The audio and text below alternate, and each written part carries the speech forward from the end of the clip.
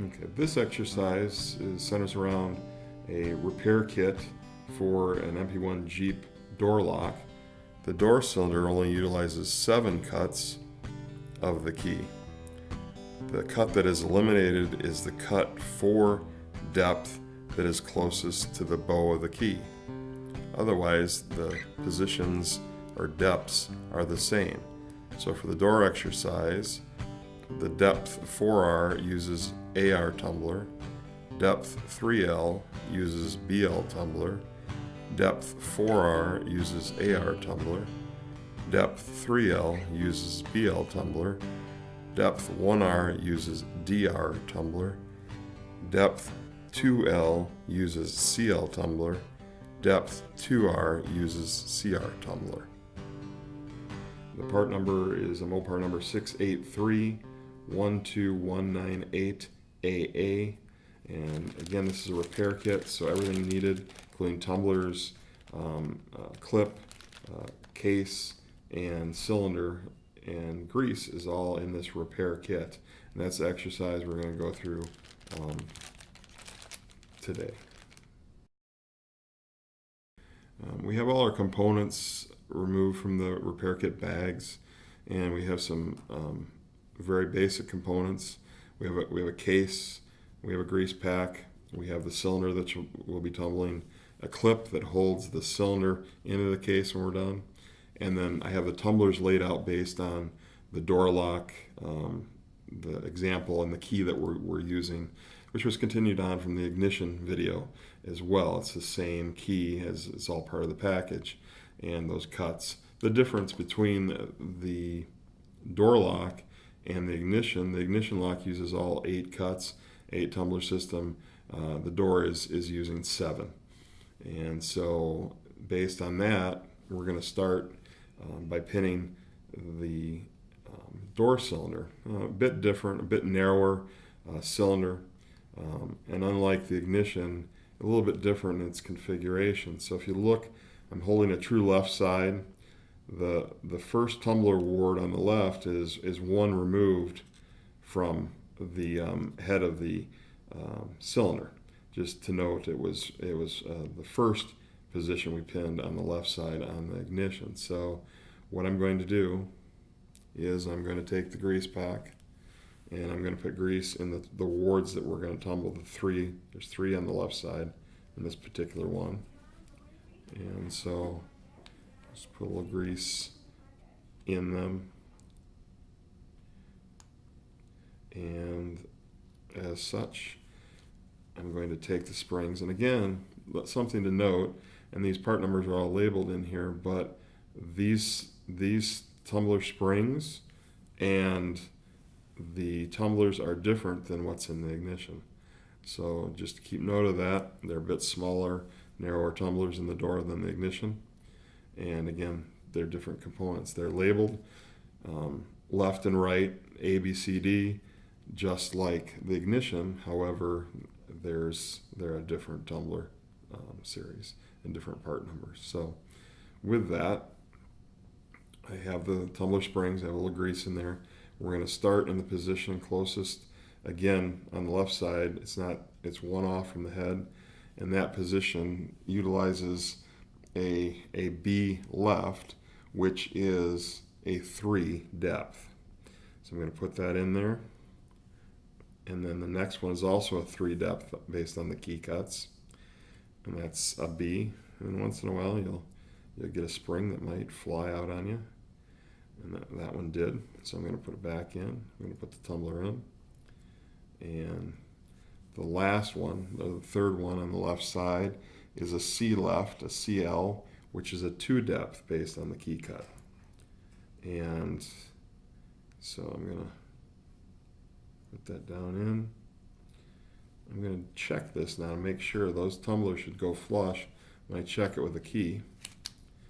And as you can see, there's no, it's flush down in there. I'm going to take the key back out, and those tumblers will not stand unless you hold them in.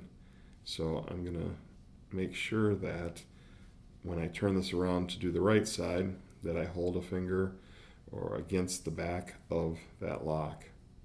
Now, on this side, you have 4 positions, 4 rights. I'm kind of cradling this in my fingers. I'm going to add some grease, and you'll note that the right side, this is right down to the head of the key, closest to the head of the key for the ward. Put a little bit of grease in there.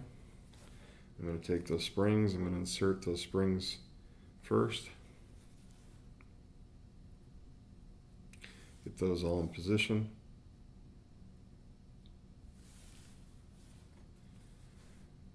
Again, a nice surface. I have a pinning mat here. Just make sure you have something that's going to retain your parts and keep you all in order. Now I've put this all in. I'm going to start again with the first position on the side, which is again, this is an A right down here. An A right denotes a 4 depth. And then the next one, as it was in the ignition, was an A right as well. Same cuts on the key. And then the next one is a D right, which is a 1 depth on the key. And the last one is a C right, and that is denoting a 2 depth on the key. So again, like I did the first side, I'll insert the key, push down tumblers a little bit. When I insert that key, we should have all flush on that side as well as the left side, which we already tumbled. So you can see with that key in there and that cylinder all tumbled up that they're all sitting flush within that cylinder. The last and final step of this is we have the case. The case is very robust. We're simply going to insert this cylinder into the case. So again, I have the key in position, and there's a feature, almost like a key, if you will, feature on the back of the cylinder that goes through a slot on that case and turns and locks into position. Now, how are we going to retain that cylinder in the case? There's a simple clip.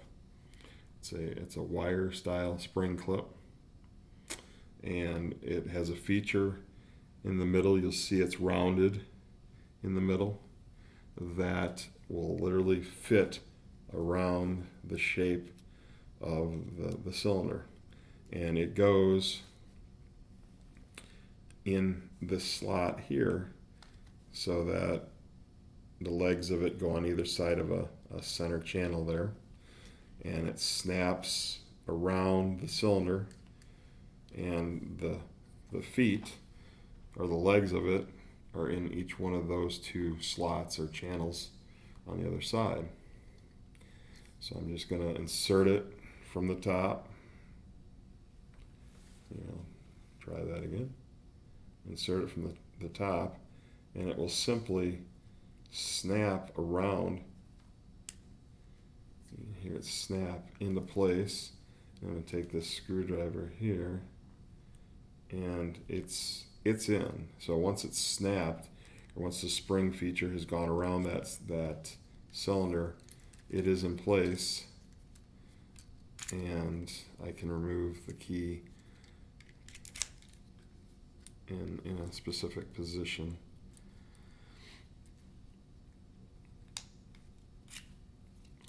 Once it's locked, it'll allow me to pull that key out.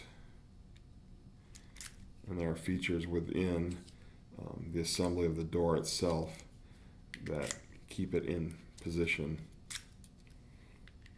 And that is the pinning and assembly of the door lock for the MP1 Jeep.